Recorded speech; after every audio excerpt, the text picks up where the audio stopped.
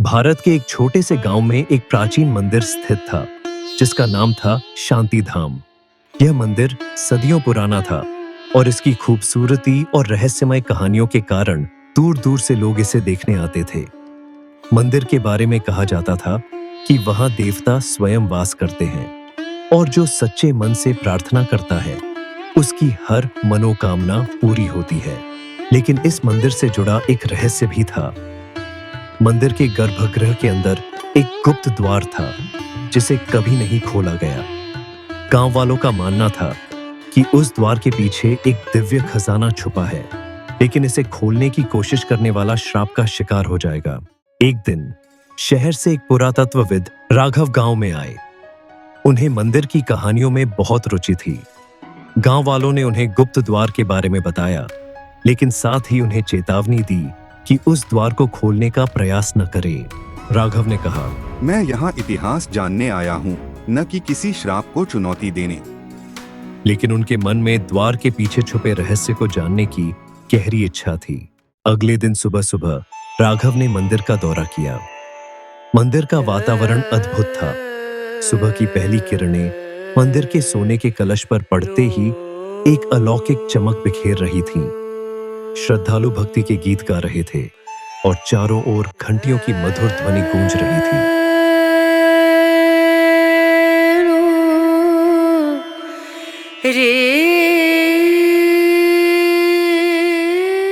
मंदिर के मुख्य पुजारी पंडित वेदाचार्य ने राघव का स्वागत किया और कहा, यह मंदिर केवल एक संरचना नहीं बल्कि भक्ति और विश्वास का प्रतीक है। यहाँ किसी भी प्रकार का लालच नहीं चलेगा। राघव ने श्रद्धा के साथ सिर झुकाया और कहा, मुझे आपकी संस्कृति और इतिहास के बारे में जानने में रुचि है। राघव रात में मंदिर में अकेले गए। उनके हाथ में एक टॉर्च और कुछ औजार थे। जैसे ही वे गुप्त द्वार के पास पहुंचे, उन्होंने देखा कि द्वार पर संस्कृत में लिखा था, जो मोह और लालच से मुक्त है वही इस द्वार को पार कर सकता है। राघव ने द्वार खोलने की कोशिश की। जैसे ही उन्होंने द्वार छुआ, पूरा मंदिर हिलने लगा।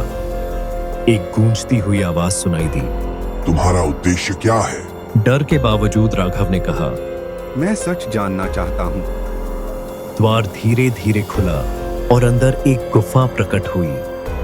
गुफा के बीचों बीच एक प्रकाश पुंज था। वहां सोने, चांदी और रत्नों का खजाना नहीं था, बल्कि एक प्राचीन ग्रंथ रखा हुआ था। राघव ने ग्रंथ खोला, जिसमें लिखा था, सच्चा खजाना वह है जो लोगों की सेवा में उपयोगी हो।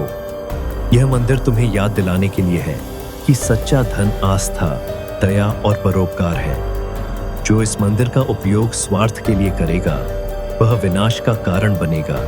राघव को समझ आ गया कि यह मंदिर किसी खजाने के लिए नहीं, बल्कि लोगों को धर्म, कर्म और भक्ति का महत्व सिखाने के लिए बनाया गया था। राघव ने गांव वालों को सब कुछ बताया। उन्होंने ग्रंथ का अनुवाद किया और उसकी शिक्षाओं को लोगों तक पहुंचाया। धीरे धीरे यह मंदिर एक आध्यात्मिक केंद्र बन गया, जहां लोग धन और सुख के पीछे भागने के बजाय सच्ची भक्ति और मानव सेवा का पाठ सीखने लगे।